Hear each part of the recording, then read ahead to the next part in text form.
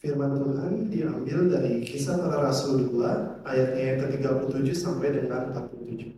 Kisah Para Rasul 2 ayatnya yang ke-37 sampai dengan 47. Ketika mereka mendengar hal itu, hati mereka sangat terharu. Lalu mereka bertanya kepada Petrus dan rasul-rasul yang lain, "Apakah yang harus kami perbuat, saudara-saudara?" Jawab Petrus kepada mereka, "Bertobatlah dan hendaklah kamu masing-masing memberi dirimu dibaptis dalam nama Yesus Kristus untuk pengampunan dosamu. Maka kamu akan menerima karunia Roh Kudus. Sebab bagi kamulah janji itu dan bagi anak-anakmu dan bagi orang-orang yang masih jauh, yaitu sebanyak yang akan dipanggil oleh Tuhan Allah kita." Dan dengan banyak perkataan lain lagi, ia memberi sesuatu kesaksian yang sungguh-sungguh, dan ia mengecam dan menasihati mereka, katanya, "Berilah dirimu diselamatkan dari angkatan yang jahat ini." Orang-orang yang menerima perkataannya itu memberi diri dibaptis, dan pada hari itu jumlah mereka bertambah kira-kira 3.000 jiwa. Mereka bertekun dalam pengajaran rasul-rasul dan dalam persekutuan, dan mereka selalu berkumpul untuk memecahkan roti dan berdoa. Maka ketakutanlah mereka semua, sedang rasul-rasul itu mengadakan banyak mujizat dan tanda. Dan semua orang yang telah menjadi percaya tetap bersatu, dan segala kepunyaan mereka adalah kepunyaan bersama. Dan selalu ada dari mereka yang menjual harta miliknya, lalu membagi-bagikannya kepada semua orang sesuai dengan keperluan masing-masing. Dengan bertekun dan dengan sehati mereka berkumpul tiap hari dalam bait Allah. Mereka memecahkan roti di rumah masing-masing secara bergilir dan makan bersama-sama dengan gembira dan dengan tulus hati, sambil memuji Allah. Dan mereka disukai semua orang. Dan tiap-tiap hari Tuhan menambah jumlah mereka dengan orang yang diselamatkan. Demikianlah firman Tuhan. Mari kita berdoa meminta pimpinan Tuhan untuk pemberitaan firman hari ini.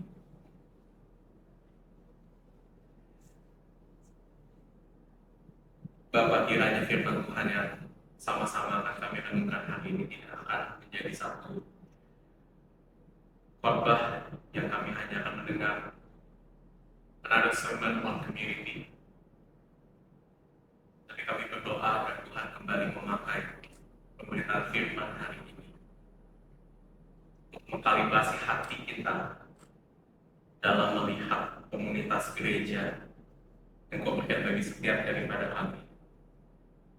Apa yang perlu kami lakukan sebagai komunitas gereja bersama-sama agar kami dapat bertumbuh, dan bagaimana Engkau terus menopang kami, Engkau terus memberikan kekuatan bagi kami agar kami dapat menghidupi apa yang Kau nyatakan di dalam firman hari ini dengan setia, dengan konsisten, bahkan sampai menjadi terang yang membawa Injil-Mu itu ke tengah-tengah kota ini. Berbicara Tuhan di dalam segala ketegasan-Mu dan segala kasih karunia-Mu Tuhan. Biarlah ini menjadi satu undangan, menjadi satu firman yang akan menguatkan hati kami yang lemah saat ini, yang akan melembutkan hati kami yang keras, dan yang akan menggerakkan kami yang sedang lemah untuk melayani dan melayani sama lain seperti yang Kau kehendaki. Terima kasih Bapa, dalam nama Yesus Kristus kami berdoa dan bersyukur. Amin. Ya.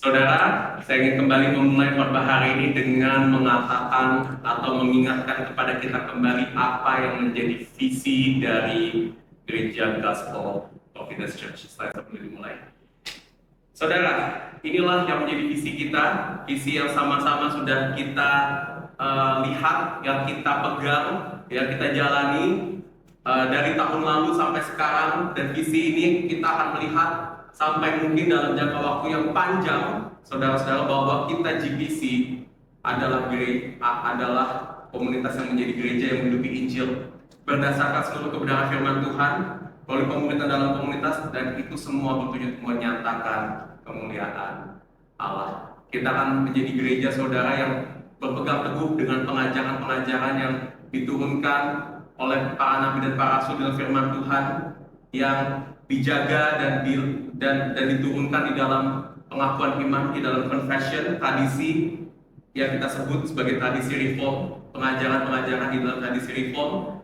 Dan kita nggak hanya akan mengajar itu di dalam gereja kita, tapi kita berharap itu bisa kita hidupkan di dalam komunitas yang memuridkan. Karena kita percaya ini adalah bentuk rancangan yang Tuhan berikan kepada kita semuanya untuk kita dapat betul-betul menjadikan pengajaran itu value, prinsip, dan juga cara hidup kita, cara pandang kita di dalam dunia ini, saudara. Dan ya saudara, di tahun ini khususnya kita memiliki satu fokus, saudara, untuk supaya visi yang tadi itu lebih dekat tercapai lagi, saudara, adalah untuk kita sama-sama memperkuat komunitas yang menumbuhkan berdasarkan Injil oleh pendewasaan karakter, relasi yang otentik, dan pengembangan kompetensi. Ya saudara, kita sama-sama mau berfokus dalam bagaimana kita memperkuat komunitas ini untuk kita punya budaya yang sehat di dalam firman Tuhan, menjadi komunitas betul-betul seperti yang firman Tuhan rancangkan untuk agar kita di sini dapat melayani dan dilayani ya dengan relasi satu sama lain. Tidak hanya ada pengembangan secara pengetahuan, tapi juga pendewasaan karakter. Kita berharap dalam komunitas ini kita semua bisa bertumbuh, karakter kita semakin lebih dewasa lagi, saudara, lebih bijak, lebih mengasihi, saudara, dan juga ada relasi yang otentik di mana kita dapat berelasi dengan dekat tanpa kehilangan jati diri kita sendiri, saudara. Ya, kita bisa berelasi dengan orang-orang yang berbeda suku bangsa, berbeda usia di sini, berbeda mungkin cara hidup, berbeda profesi, saudara. Tapi kita mau lihat sama-sama bagaimana Kristus betul-betul sebagai satu-satunya hal, satu-satunya pribadi yang mempersatukan kita dan yang sama-sama kita junjung tinggi dalam relasi kita bersama. Dan hari ini, saudara, saya ingin mengajak kita untuk melihat bagaimana fokus ini dihidupi oleh gereja mula-mula, gereja yang diciptakan setelah peristiwa Pentakosta terjadi di Kisah Rasul pasal kedua ayat 37 sampai 47 yang tadi sudah kita baca bersama-sama, saudara. Dan hari ini kita akan merenungkan bagian ini di dalam 3 poin, saudara, 3 poin khotbah yang akan kita sama-sama bahas dari perikop yang sudah kita baca. Kita akan melihat bagaimana di dalam kehidupan jemaat mula-mula, saudara, seperti apa atau siapa saja jemaat yang tergabung dalam komunitas ini yang pertama. Kedua, kita akan lihat bagaimana kehidupan mereka terjadi dalam komunitas ini.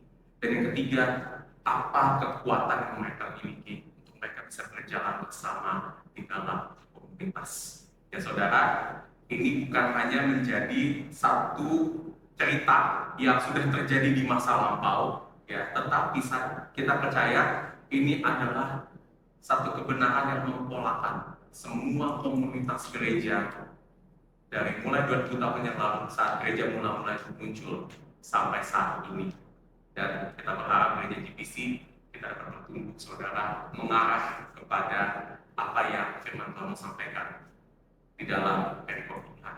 Ya, kita masuk ke poin yang pertama, jemaat yang tergabung dalam komunitas. Nah saudara, biasanya kalau kita membahas tentang kehidupan jemaat mula-mula, kita tuh akan memulai perikopnya di Kisah Para Rasul pasal 2 ayat 42. Tapi kenapa hari ini saya mau memulai dari ayat ke-37, saudara? Karena saya ingin di sini untuk memperlihatkan kepada kita semuanya apa yang terjadi kepada mereka sehingga komunitas ini bisa terbentuk. Dan saya melihat ada satu hal menarik di sini bahwa Lukas, sang penulis kitab Para Rasul, itu secara tidak langsung juga ingin menunjukkan, saudara, dari background yang diberikan di Kisah Rasul pasal 2 ini, seperti apa profil jemaat-jemaat yang dipanggil masuk ke dalam gerejanya, ke dalam gereja Tuhan, saudara. Ya. Dan kalau kita lihat, saudara, di Kisah Rasul pasal kedua tadi sudah saya sebutkan, Lukas menuliskan satu peristiwa penting di dalam sejarah Kristenan yang kita sebut sebagai peristiwa Pentakosta. Di mana, saudara, peristiwa Pentakosta ini menandakan turunnya Roh Kudus, pribadi ketiga Trinitas ke dalam dunia untuk melanjutkan misi Kristus. Setelah Kristus naik ke surga, misi Kristus masih tetap berlanjut agar Injil tetap diberitakan, dan itu semuanya dipimpin dan dilakukan oleh pribadi ketiga dalam Trinitas, yaitu oleh Roh Kudus. Peristiwa Roh Kudus ini dinyatakan di Kisah Rasul pasal 2 melalui pemberitaan Injil yang disampaikan oleh Petrus dan rasul-rasul lainnya di depan ribuan orang yang berasal dari berbagai daerah dengan bahasa, dengan budayanya masing-masing. Dan di dalam pemberitaan Injil ini, saudara, muncul dua tanda yang menandakan Roh Kudus itu sudah turun. Yang pertama dikatakan ada lidah-lidah api yang hinggap di atas kepala orang-orang yang mendengarkan Injil. Lalu yang kedua, di situ dikatakan bahwa para rasul bisa berbicara dalam bahasa-bahasa asing yang sebetulnya mereka tidak kuasai, sehingga saudara, orang-orang yang punya bahasa ibunya mereka masing-masing itu bisa mengerti Injil pada saat itu. Itu adalah tanda bahwa Roh Kudus sudah turun dan sudah memulai pekerjaannya di tengah dunia ini, saudara. Dan Roh Kudus saat ini masih tetap membawa Injil dan pekerjaan yang sama, yaitu untuk menjadikan pengikut Kristus dengan menerapkan Injil itu ke dalam hati kita. Hari ini, saudara, kalau kita percaya kepada Tuhan Yesus sebagai Tuhan dan Juru Selamat kita, itu adalah karya Roh Kudus yang diam di dalam hati kita. Nah, menariknya, saudara, ya, di ayat 37, ayat pertama di dalam perikop kita hari ini, ya, ini adalah pertanyaan yang menjadi respon orang-orang yang pada saat itu sudah mendengar Injil, sudah menerima Roh Kudus ke dalam hati mereka. Mereka bertanya kepada Petrus dan para rasul di ayat 37, apa yang harus kami perbuat sekarang begitu kami sudah mendengar Injil dan menerima Roh Kudus, gitu. Petrus menjawab di ayat 38, katanya apa? Bertobatlah dan hendaklah kamu masing-masing memberi diri dibaptis dalam nama Yesus untuk mengampuni dosamu, maka kamu akan menerima karunia Roh Kudus. Secara singkat, Petrus memberitakan bahwa atau menginstruksikan kepada orang-orang yang mendengar Injil pada saat itu untuk apa? Kamu respon pemberitaan Injil dengan kamu bertobat dan beri dirimu dibaptis, bertobat dan dibaptis. Dan saudara, bertobat dan dibaptis yang dikatakan di sini itu bukan hanya berbicara tentang bagaimana kita mohon ampun kepada Tuhan atas dosa-dosa kita saja, saudara. Atau ini bukan hanya berbicara tentang disiplin rohani atau ritual keagamaan. Tetapi kedua hal ini, saudara, adalah respon yang hubungannya sangat erat dengan apa yang Roh Kudus kerjakan dalam kehidupan kita, yaitu kelahiran baru. Saya bisa katakan ini, pertobatan dan baptisan adalah tanda yang merujuk pada karya utama Roh Kudus, yaitu kelahiran baru. Saudara, tugas dan pekerjaan Roh Kudus di tengah-tengah dunia saat ini itu bukan semata-mata untuk memberikan kita karunia-karunia supranatural seperti berbahasa roh, bernubuat, mujizat kesembuhan. Bukan itu, saudara, tugas utama Roh Kudus. Karya utama Roh Kudus itu apa? Dialah yang menerapkan Injil dalam hati kita. Dengan dia apa? Dia memberikan kita kehidupan yang baru, melahirkan kita. Dan saudara, kalau karunia-karunia yang lain itu bisa dimiliki atau bisa tidak dimiliki oleh orang-orang, tetapi kelahiran baru itu pasti terjadi di dalam hati semua orang yang percaya kepada Kristus. Kita semua di tempat ini yang mengaku sebagai pengikut Kristus, kita semua di tempat ini yang sama-sama beragama Kristen, memiliki iman di dalam Tuhan Yesus Kristus, kita semua adalah orang yang telah lahir baru.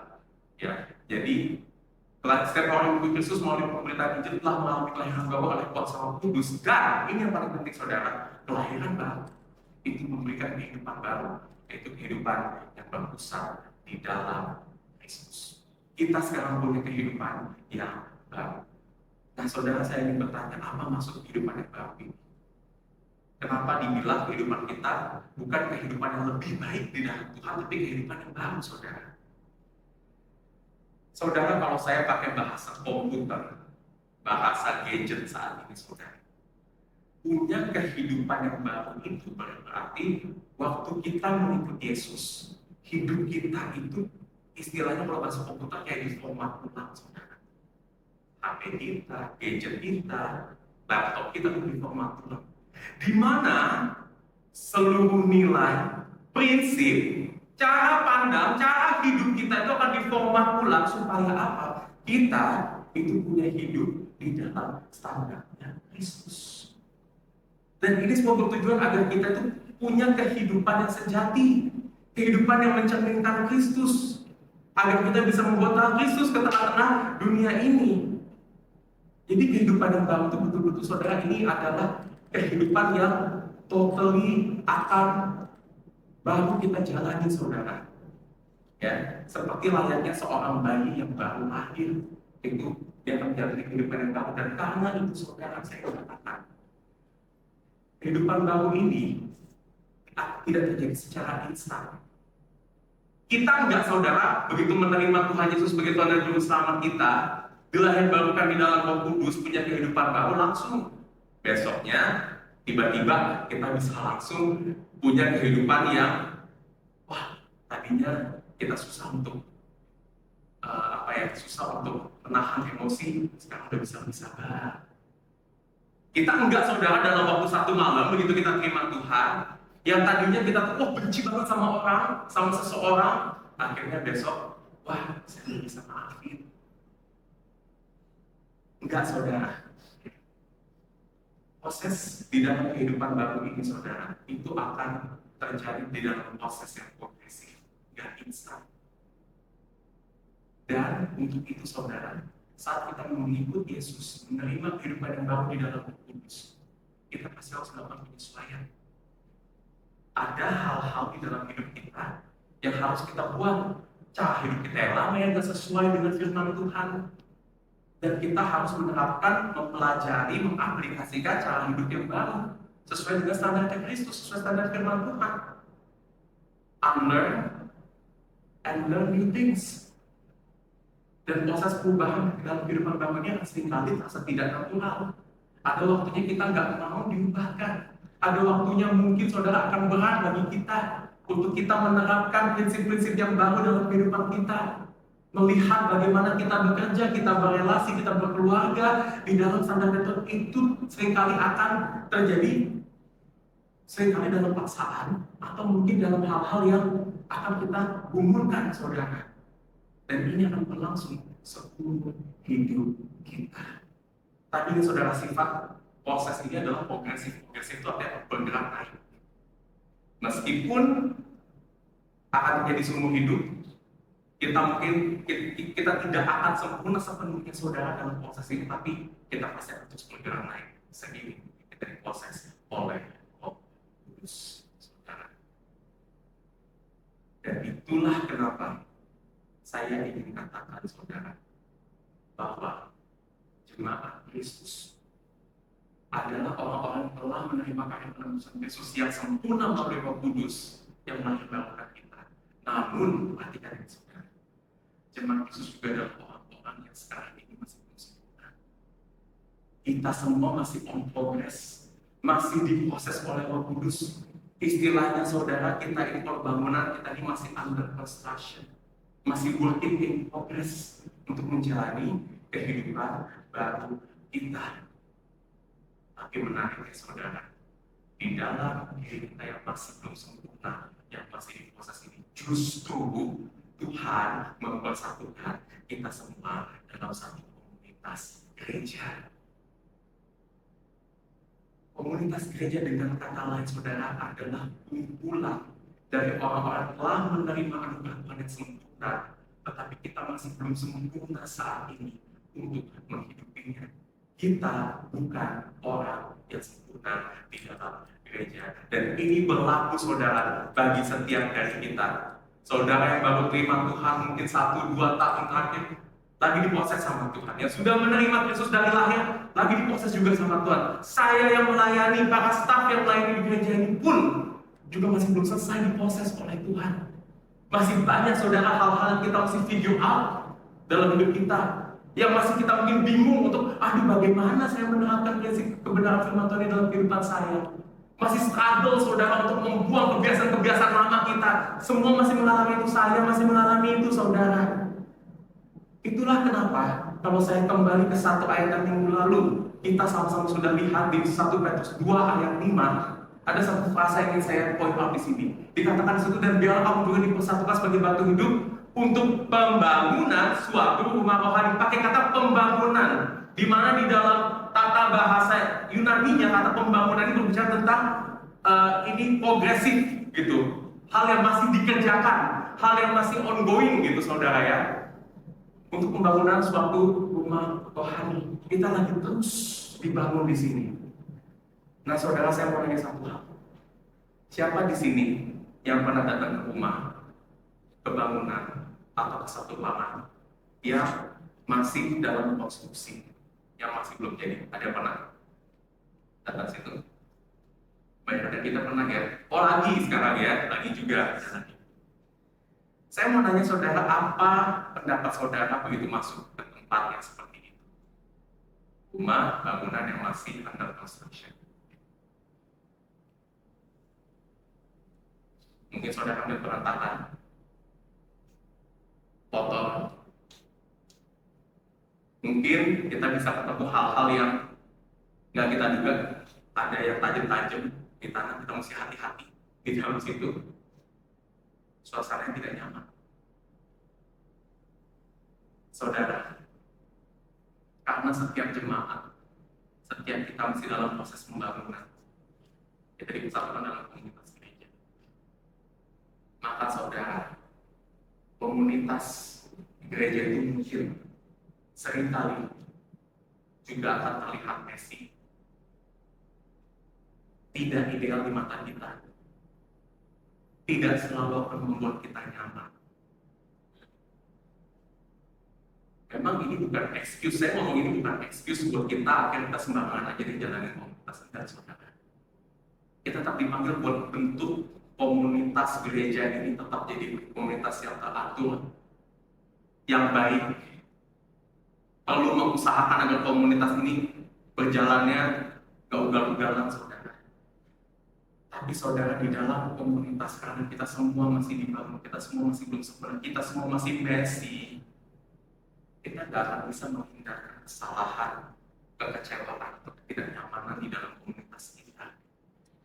Yang mungkin saudara bisa alami waktu saudara mungkin bisa merasakan kekecewaan saat mungkin pastor saudara atau leader kita di sini tidak bisa memberikan jawaban yang memuaskan atas pertanyaan kita. Kita mungkin bisa merasa gak nyaman di komunitas ini ketika kita harus mungkin mengcover rekan-rekan kita yang saat ini gak bisa melayani. Kayak hari ini saudara, ada beberapa rekan kita yang harusnya pelayanan karena banjir gak bisa datang, jadi last minute harus ada yang cover. Mungkin dalam hati kita kayak, capek, layanan lagi. Kita mungkin bisa saja terlibat konflik karena adanya salah paham, miskomunikasi yang terjadi di antara kita, itu kan yang sering terjadi saudara ya, sehingga kita bisa berkonflik. Atau ada perasaan-perasaan kepada satu sama lain yang kita nggak bisa ungkapkan saudara, kita pendam terus. Kita mungkin juga akan sedih ketika kita masih bisa melihat orang-orang dalam komunitas itu jatuh ke dalam dosa yang sangat serius. Memang betul saudara, kita dipanggil untuk meminimalisir semua hal yang tadi saya sebutkan. Kita dipanggil untuk bukan biarin aja. Tetapi di dalam komunitas gereja, kita gak akan bisa kontrol penuh semua kesalahan, kelebihan, dan kejatuhan yang akan terjadi di sini saudara. Namun kabar gembiranya saudara, Roh Kudus tidak mempersatukan kita dalam komunitas gereja kita untuk kita ya udah deh bingung bareng, pasrah bareng sama-sama dengan ketidaksempurnaan kita. Kita memang tidak sempurna, tapi pembangunan kehidupan baru kita masih tetap berjalan. Dan untuk itu Roh Kudus, Tuhan memberikan sebuah roadmap bagaimana agar kita bisa menjalin kehidupan yang sehat dalam komunitas yang tidak sempurna ini. Yang sama-sama akan kita lakukan di poin yang kedua, kehidupan yang terjalin dalam komunitas kita. Saya ingin loncat sekarang ke ayat 42 sekarang. Perhatikan, apa yang terjadi setelah mereka meresponi panggilan Injil, mereka bertobat, memberi diri dibaptis. Inilah yang mereka lakukan saudara. Ayat 42 dikatakan mereka bertekun dalam pengajaran rasul-rasul dan dalam persekutuan, dan mereka selalu berkumpul untuk memecahkan roti dan berdoa. Kalau saya simpulkan, ada 4 faktor saudara yang dilakukan oleh jemaat-jemaat Tuhan yang saat itu memberikan diri mereka untuk menjadi pengikut Yesus. Di dalam komunitas mereka, yang mereka lakukan adalah mereka bertemu dalam ajaran para rasul, yang pertama. Kedua, mereka bersekutu bersama-sama. Ketiga, mereka memecahkan roti. Keempat, mereka berdoa. Dan saya ingin katakan saudara, bagi semua gereja, keempat hal inilah adalah hal yang paling esensial yang harus ada di dalam semua komunitas gereja Tuhan. Komunitas boleh, saudara, saya katakan di sini, tidak memiliki program-program atau event-event yang sifatnya menarik atau luar biasa, saudara. Boleh. Tetapi gereja saudara tidak boleh lengah untuk terus mengajarkan pengajaran, untuk terus mengedepankan persekutuan, saudara, untuk terus berdoa dan memecahkan roti. Nanti saya akan jelaskan apa artinya memecahkan roti di sini, saudara. Ya, saya ingin jelaskan lebih detail, ya, apa maksud dari keempat hal ini, saudara. Mungkin ada yang obvious, mungkin ada yang tidak obvious seperti memecahkan roti, apa artinya itu. Ya, saya akan satu-satu menjelaskan ini, saudara. Ya, tidak mungkin secara mendalam banget, tapi supaya saudara bisa mendapatkan maksud dari keempat hal ini. Pertama, saudara, mempelajari ajaran rasul di sini. Ajaran para rasul bisa dikatakan sebagai saat ini ajaran dari firman Tuhan. Ya, saudara, pada saat itu, ya, pada saat gereja mula-mula itu baru terbentuk, Alkitab kita masih belum selesai, saudara. Alkitab yang kita terima itu masih belum selesai. Yang masih ada baru Alkitab yang komplit itu Perjanjian Lama. Alkitab Perjanjian Baru itu masih ongoing, ditulis oleh para rasul pada saat itu. Sehingga mereka waktu itu berkumpul dan mereka mendengarkan ajaran para rasul. Apakah itu secara langsung, apakah itu melalui surat-surat yang diedarkan oleh para rasul pada saat itu, ya. Dan saat ini, saudara, karena firman Tuhan kita sudah lengkap, Perjanjian Lama dan Perjanjian Baru, maka pengajaran para rasul ini bisa kita lihat sepenuhnya di dalam pengajaran firman Tuhan dan kita miliki di Perjanjian Lama dan Perjanjian Baru. Dan itu artinya ajaran yang memang itu adalah ajaran-ajaran teologis, doktrin-doktrin Alkitab, pengetahuan Alkitab. Mereka lakukan ini bukan hanya kegiatan sesekali aja, saudara, tapi kegiatan rutin. Nggak cuma mereka pelajari apa maksudnya, mempelajari lebih dalam supaya mereka lebih akurat mengerti arti-arti dalam firman Tuhan, tapi juga mereka melihat itu dalam kehidupan mereka sehari-hari. Kenapa yang penting? Karena pengajaran firman Tuhan adalah dasar. Ini manual utamanya, saudara, bagi kehidupan baru kita. Ini firman Tuhan. Kalau saudara benar-benar ingin tahu siapa Tuhan yang memanggil kita, kenapa dia memanggil kita, untuk apa dia memanggil kita, dan bagaimana kita harus hidup dalam panggilannya dia, tidak ada sumber lain yang lebih baik, saudara, daripada firman Tuhan kita. Dan itulah mereka mempelajarinya, dan gereja harus akhirnya mempelajari firman Tuhan senantiasa. Yang kedua, mereka juga bersekutu, terlibat dalam persekutuan. Persekutuan itu bukan hanya sekedar kumpul-kumpul, makan bareng, main bareng, saudara, kenalan bareng, enggak. Kata persekutuan dalam bahasa Yunani adalah kata koinonia. Saudara mungkin sudah pernah mendengar kata ini, dan kata ini, saudara, memiliki arti kesatuan secara spiritual. Jemaat mula-mula pada saat itu melihat satu sama lain di dalam komunitas itu bukan hanya sebagai teman, bukan hanya sebagai kenalan, tapi mereka melihat sebagai satu keluarga yang Tuhan sudah tempatkan mereka bersama-sama. Terlepas dari perbedaan background mereka, perbedaan personality mereka, kemampuan baik atau buruknya mereka. Itulah kenapa di beberapa bagian Perjanjian Baru saudara bisa melihat Paulus misalnya pada 1 Timotius berkata bahwa lihatlah orang-orang yang lebih tua itu sebagai ayahmu. Lihatlah wanita-wanita yang lebih tua itu sebagai ibumu. Mereka yang lebih muda sebagai adik-adikmu. Karena yang Kudus persatukan itu adalah persatuan di dalam keluarga. Kita semua di sini adalah satu keluarga, saudara. Memang satu keluarga bisa jadi beda-beda. Kita aja di dalam keluarga biologis kita, saudara, mungkin saja kita punya beda pandangan sama ayah kita. Kita mungkin nggak akan selalu cocok-cocok banget ngobrol sama kakak kita atau adik kita. Ada sih memang yang kita lebih nyaman dalam keluarga kita. Saya lebih nyaman ngomong sama mama saya daripada sama papa saya. Di dalam gereja ini pun juga begitu. Bukan berarti kalau kita bersekutu kita satu keluarga, oh semuanya harus kita nyaman-nyaman semuanya. Enggak juga, saudara. Tapi ya, di sini apa yang mereka usahakan, yang mereka jalani, mereka hidup seperti yang mereka itu adalah satu keluarga. Dan yang ketiga ini paling menarik, saudara, kata memecahkan. Ya, memecahkan roti di sini. Menurut penafsiran yang saya baca, ini berkaitan dengan tradisi di masa itu, di mana jika waktu itu ada sekumpulan orang makan di satu meja, saudara, mereka pun membagi-bagikan roti dan mereka itu makan bersama di dalam satu sama lain. Dan ini sebenarnya menunjukkan satu message, satu tanda bahwa mereka itu membuka diri mereka kepada orang-orang yang hidup makan semeja dengan mereka, dan mereka pecah-pecahkan roti bersama-sama. Karena pada saat itu orang yang duduk semeja, yang mereka pecah-pecahkan roti itu bukan orang sembarangan, saudara. Apakah itu kerabat dekat mereka biasanya, apakah itu keluarga mereka, tapi di sini mereka lakukan bersama-sama dengan komunitas gereja, saudara. Artinya apa di sini, saudara? Mereka tuh mau membuka diri mereka, dan ini yang paling penting, mereka mau mempercayakan hidup mereka, trust their lives kepada satu sama lain dalam komunitas gereja. Dan ini satu hal yang menarik, saudara. Saya katakan ini. Kita kalau berpikir tentang mempercayai seseorang, kita berkata apa? Saat ini melihat, oh, trust itu harus diraih. Trust must be earned. Harus di-achieve baru kita bisa trust ke mereka.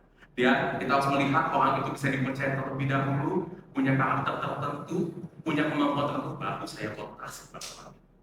Tapi di sini, saudara, firman Tuhan nggak berkata begitu. Mereka trust pada orang-orang di dalam gereja itu siapapun mereka. Sehingga saya mau bilang, di dalam prinsip firman Tuhan, trust is not just earned, but trust is also given. Trust itu diberikan, saudara. Kita yang terlebih dahulu kasih trust itu kepada orang-orang di dalam komunitas gereja kita. Dan yang terakhir, saudara, mereka berdoa. Ini nggak perlu penjelasannya bagaimana banget. Tetapi saya mengutip satu perkataan dari penafsir kitab para rasul dari Lubok, dia mengatakan begini. Doa menyatakan kalau jemaat tidak berjalan dalam komunitas dengan perasaan atau intuisi mereka semata, tetapi dengan secara aktif menunjukkan diri mereka pada pimpinan Tuhan. Tanpa doa, saudara, 3 poin tadi, pengajaran, persekutuan, memecahkan roti, itu tidak akan bersab ke dalam hati kita, tidak akan bisa kita aplikasikan, dan mungkin, saudara, 3 hal tadi itu tidak akan berjalan sesuai dengan intensi yang Tuhan inginkan. Itu agar kita bisa mengasihi satu sama lain, kita bertumbuh di dalam karakter Tuhan. Kita perlu terus berdoa, saudara.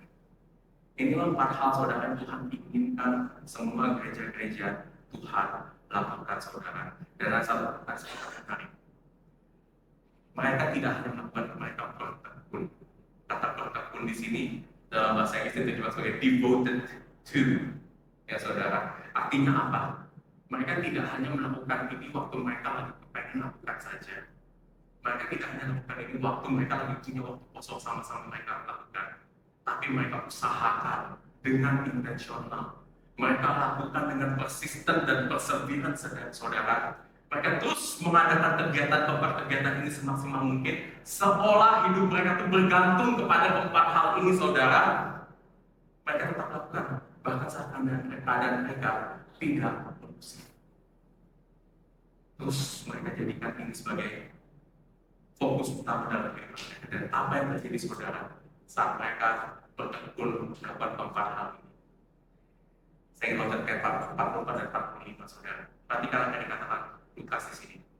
Semua orang yang telah menjadi percaya tetap bersatu, dan segala kepunyaan mereka adalah kepunyaan bersama. Dan selalu ada dari mereka menjual harta miliknya, membagi-bagikannya kepada semua orang sesuai dengan keperluan masing-masing. Saudara, saya ingin disclaimer satu hal, bahwa ini bukan mengatakan kalau Alkitab itu berbicara tentang prinsip sosialis komunis, saudara, ya. Dimana kalau saudara prinsip komunis itu kan berkata semuanya nggak ada kepemilikan pribadi, semua sama rata, ya saudara, ya. Tetapi ini menunjukkan satu cara pandang hidup yang baru yang mereka punya dalam komunitas mereka. Inilah ekspresi dari kehidupan baru yang Roh Kudus nyatakan di tengah-tengah mereka saat mereka menjadi apa, saudara? saling berbagi dengan satu sama lain, saudara. Ini bukti, ini buah dan pernyataan dari kehidupan yang bertekun dalam komunitas, saudara. Kehidupan yang saling berbagi. Nah, saudara, gimana sih kita bisa membayangkan kehidupan yang saling berbagi ini dengan lebih dekat kepada kita? Saya kasih satu analogi dan menariknya, saudara. Analogi ini bukan saya yang bikin sendiri. Kita dapatkan analogi ini waktu kita sama-sama lagi diskusi CG di tahun lalu, CG saya, CG mungkin. Kita lagi diskusi satu hal, muncul nih dari diskusi kita analogi ini. Jadi buat teman-teman di CG Fluid, ya, ini analogi dari kita semuanya, ya. Bayangkan, saudara, kehidupan dalam komunitas yang saling berbagi yang dikatakan di sini itu seperti kita lagi potluck. Saudara pernah potluck? Kita bulan lalu di GBC saat kebaktian kita potluck. Pas kita potluck, apa yang terjadi? Kita bawa makanan masing-masing sesuai dengan kemampuan kita, sesuai dengan kapasitas kita.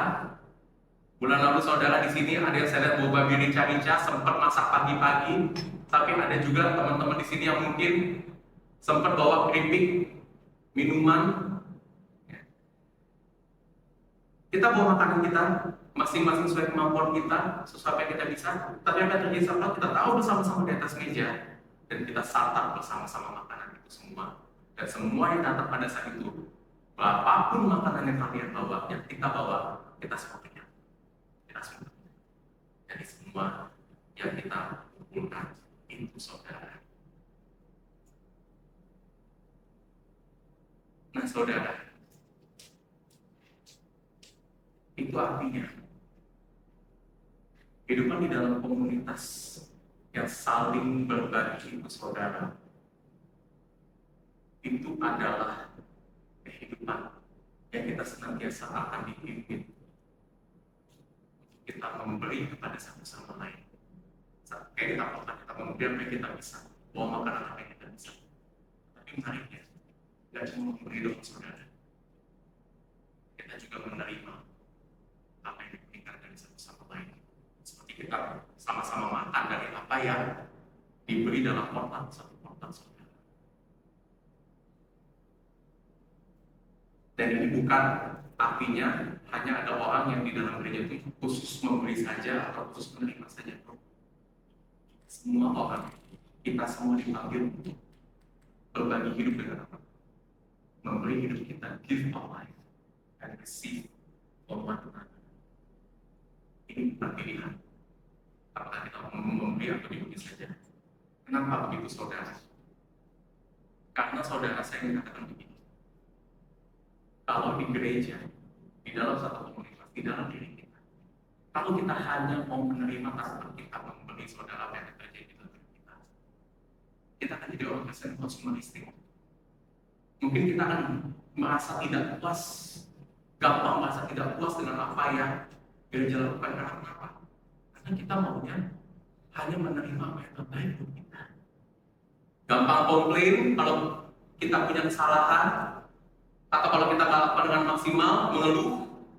Dan dampaknya, saudara, bukan hanya ke komunitas gereja ini saja, tetapi, saudara, kalau kita gampang merasa tidak puas, nanti pun di luar gereja kita juga akan sama Tuhan. Gampang komplain, gampang tidak puas kalau hidup kita tidak sesuai apa yang kita harapkan. Tapi saya ingin katakan juga, saudara, untuk kita yang hanya memberi tanpa menerima, kita mungkin sebenarnya kasih terus saja, saudara. Tapi kalau kita tidak memberikan diri kita untuk menerima, saudara, kita pasti akan burnout suatu saat. Kenapa sih seringkali kita juga nggak mau menerima, saudara, dari satu sama lain? Ada banyak hal. Mungkin kita punya rasa malu, nggak enak, saudara, kalau kita nanti menerima bantuan, menerima hal yang diberikan oleh orang lain, saudara. Rasa malu, rasa saya rendah, saudara, kalau saya ditolong sama orang. Tapi, saudara, kalau kita kasih terus, yang terjadi kita burnout. Kita akan merasa kalau gereja itu cuma akan memanfaatkan kita di sini untuk talenta kita, untuk pelayanan kita. Apalagi semakin kita bertalenta, kita akan semakin dipakai di sana sini dalam gereja. Akhirnya apa yang terjadi? Kita capek, gak merasakan sukacita dari apa yang kita lakukan, gak merasa disegarkan. Akhirnya apa yang terjadi, saudara? Kita kabur dari gereja. Mungkin kita akan jadi orang Kristen yang akhirnya cuma mau menerima, gak lagi mau memberi, saudara. Dan, saudara, agar kita sama-sama dibangun dan bertumbuh dalam komunitas. Kita perlu sama-sama untuk memberi dan menerima di waktu yang sama sesuai dengan kemampuan, kapasitas, dan musim kehidupan kita. Memang saudara, saya harus akui gak akan selalu balance ini. Ada waktunya mungkin kita harus kasih lebih banyak daripada kita menerima. Tapi ada waktu kita mungkin harus menerima lebih banyak daripada kita memberi. Tergantung kondisi kehidupan kita, tergantung situasi kita saat itu, saudara. Tapi saudara, saya ingin katakan, hari ini mungkin bagi kita sekarang yang sedang sulit untuk memberi. Mungkin sekarang saudara lagi perlu beri guru dari beberapa bidang pelayanan. Gak bisa bantu sebanyak guru karena satu dan lain hal, saudara. Saya katakan begini, saudara silahkan beri dari pelayanan, gak apa-apa. Tapi break dari pelayanan bukan berarti kita break sepenuhnya dari komunitas. Saudara mungkin gak bisa memberi banyak seperti dulu, gak apa-apa. Tapi saudara tetap bisa memberikan apa yang saudara bisa berikan pada saat ini, pada satu sama lain, saudara. Mungkin itu dalam bentuk perhatian. Mungkin saudara bisa bantu di CG. Hal-hal yang lebih sederhana, lebih kecil, saudara. Dan tetap saudara, Tuhan akan pakai itu semuanya untuk melayani satu sama lain, saudara. Dan bagi saudara-saudara di sini yang sekarang lagi berpikir banyak memberi, hampir burn out, merasa tidak terlayani, saya ingin katakan agar kita semua yang terbiasa memberi, terbiasa melayani, yuk kita juga buka hati kita, kita. Ini yang seringkali saya temukan, saudara. Bagi kita yang terbiasa melayani, mungkin ini terjadi, ya, seperti saya pastor, leader, staff. Orang itu bukan yang nggak mau ngasih ke kita, orang itu bukan yang nggak mau memberi kepada kita. Tapi mereka bingung, gimana caranya memberi kepada orang ini. Karena kan orang ini, kalau biasanya banyak memberikan, kelihatan, wah ini udah cukup semuanya, gitu.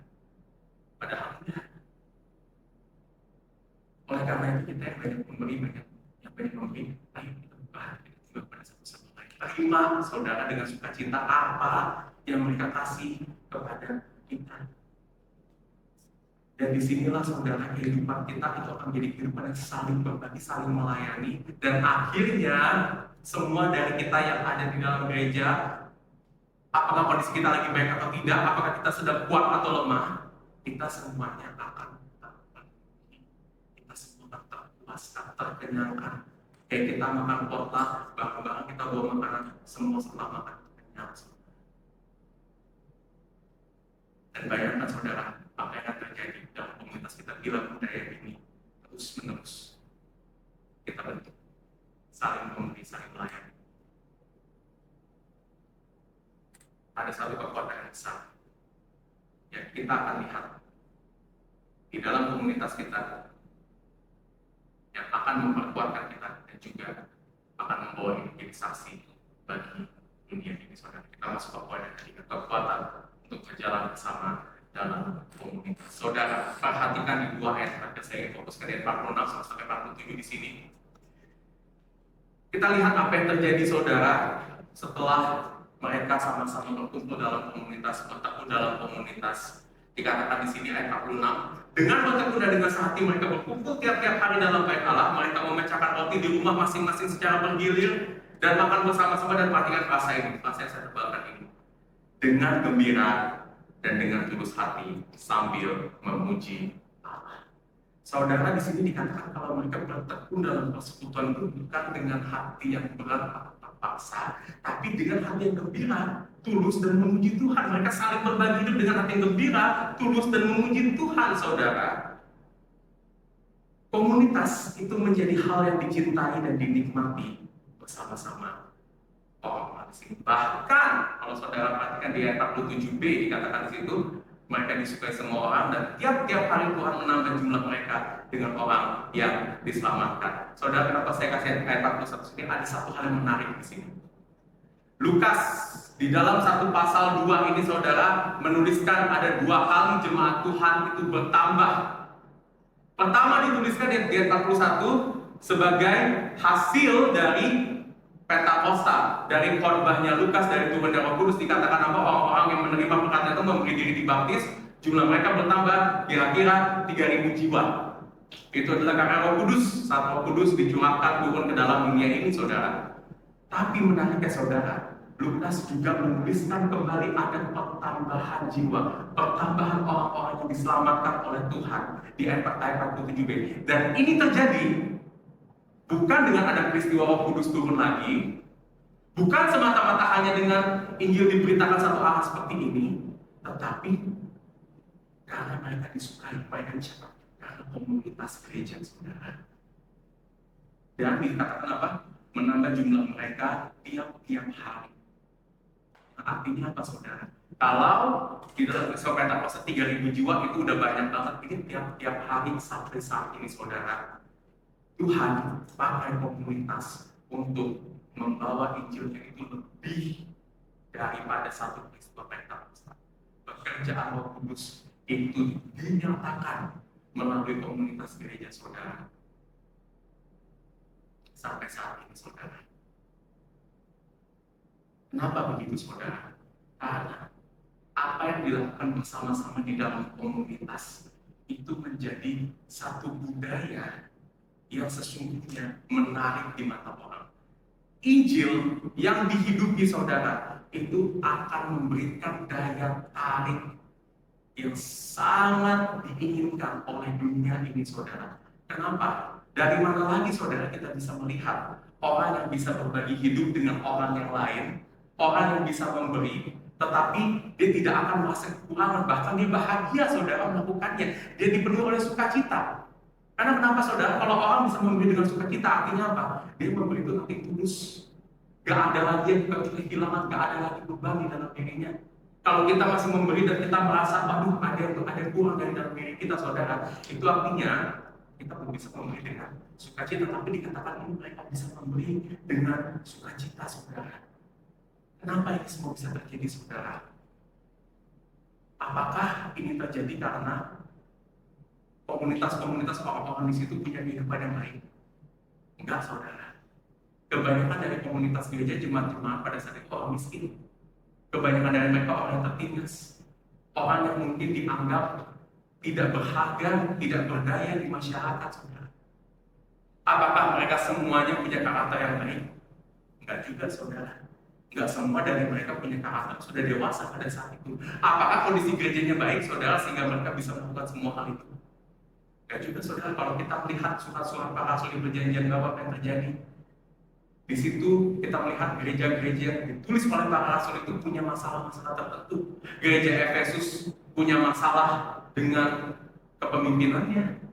Gereja Kolose, gereja Filipi punya masalah dengan pengajaran sesat. Gereja Korintus punya masalah dengan relasi kepada sesama. Gereja-gereja itu juga masih memiliki banyak masalah, tapi bagaimana mereka bisa menjalankan atau berelasi kepada satu sama lain dengan penuh sukacita. Perhatikan di sini, berjalan dalam komunitas dengan hati yang bersukacita itu nggak mungkin terjadi karena kondisi hidup kita baik, atau karena pribadi kita cemerlang, atau kemampuan kita yang hebat. Karena kenapa, saudara? Kondisi hidup itu nggak akan pernah stabil. Karena kita nggak akan pernah sempurna. Kemampuan kita juga terbatas, saudara. Gak akan bisa kita, orang yang tidak sempurna itu bisa memberi hidup kita kepada orang yang habis. Kita pasti, saudara, kalau kita melihat bagaimana kita menjalani hidup yang saling berbagi ini hanya dengan kekuatan dan kondisi hidup kita semata, saudara. Tapi menarik dari sini, saudara, persekutuan dalam komunitas gereja yang dilakukan oleh jemaat mula-mula yang terjadi sekarang itu bukan hanya kita bersekutu dengan satu sama lain, tetapi mereka juga bersekutu dengan Kristus di dalam segala karya penebusannya. Kenapa, saudara, jemaat mula-mula pada saat itu bisa memberi hidup mereka dengan sukacita pada satu sama lain? Karena, saudara, mereka bisa memberi karena mereka telah menerima tubuh dan darah Kristus yang telah mengampuni dosa-dosa mereka. Di dalam kasihnya telah menutupi kekosongan, kekurangan, dan ketidaklayakan mereka, saudara. Sehingga saat mereka memberi kepada satu sama lain, mereka tidak akan kekurangan dalam hidup mereka. Dan di dalam komunitas, mereka pun juga bisa rela menerima dari sesamanya tanpa mereka perlu merasa rendah dan malu, karena melalui karya penebusan Kristus, saudara, kita telah menerima status tertinggi di dalam Tuhan. Saat kita dilayani, saat kita menerima dari satu sama lain, itu adalah wujud dari cinta kasih Tuhan kepada kita, anak-anaknya, yang Ia telah tebus, yang Ia telah panggil. Dan bagi kita yang telah mati, saudara, dosa-dosa kita. Oleh karena itu, saudara, hanya di dalam Kristus sajalah. Dan inilah kenapa komunitas di dalam gereja tidak boleh terlepas dari pengajaran, tidak boleh terlepas dari Kristus. Kenapa? Karena hanya di dalam Kristus kita bisa memberi dengan sukacita di dalam komunitas. Karena kita telah menerima tubuh dan darah Yesus yang telah menutup dosa-dosa kita, sehingga kita tidak akan kekurangan apapun meskipun kita harus memberikan yang terbaik bagi sesama kita, saudara. Dan di dalam Kristus kita juga tidak perlu merasakan dan malu untuk menerima pemberian pelayanan dari sesama kita di dalam komunitas, karena itu adalah wujud kasih dan pemeliharaan atas hidup kita yang telah Ia angkat sebagai anak-anaknya melalui kasih karunia, saudara. Kehidupan yang saling berbagi di dalam komunitas kita adalah satu pernyataan yang dekat dengan Kristus yang telah membagikan dirinya kepada kita, yang telah mati buat kita, yang telah menutupi semua dosa dan kekurangan kita dengan kasih karunia-Nya di dalam pengorbanan yang kudus. Dan semakin kita menghidupi diri kita di dalam saling berbagi, bertekun dalam pengajaran, menyerahkan segalanya dalam doa kepada Tuhan, maka saudara, karya penebusan Kristus itu akan bertumbuh semakin besar dan semakin dalam hati kita pribadi, saudara. Dan itulah yang akan mendorong kita, menggerakkan kita untuk memberitakan Injil kepada orang-orang di luar sana, agar orang-orang yang datang kepada kita semuanya. Gospel Providence Church GBC, gereja yang masih muda ini, gereja yang jumlahnya saat ini orangnya tidak banyak, gereja yang masih memiliki banyak keterbatasan, gereja yang masih figuring out banyak hal di dalam komunitas kita. Saya berdoa agar apa yang saudara dengar hari ini itu benar-benar bisa menjadikan satu acuan, satu roadmap yang Tuhan berikan kepada kita, bagaimana kita harus melangkah, apa yang harus kita fokuskan. Dan saya berdoa agar kita semuanya di sini terus melihat kepada Kristus saat kita melihat dan melayani satu sama lain, saudara. Kekuatan kita untuk melayani nggak berasal dari diri kita, nggak berasal dari kemampuan kita, tapi kekuatan kita melayani berasal hanya daripada Kristus, saudara. Jangan lepaskan Kristus. Gabus kekuatannya. Minta bijaksana, minta kekuatan daripadanya. Karena hanya dengan itulah, saudara, kita akan bertumbuh dan kita akan terus mengalami saksi Tuhan. Kapan dan dari mana kita berada, mari kita berdoa. Bapak, terima kasih untuk anugerah gereja yang telah Kau berikan kepada kami. Tuhan,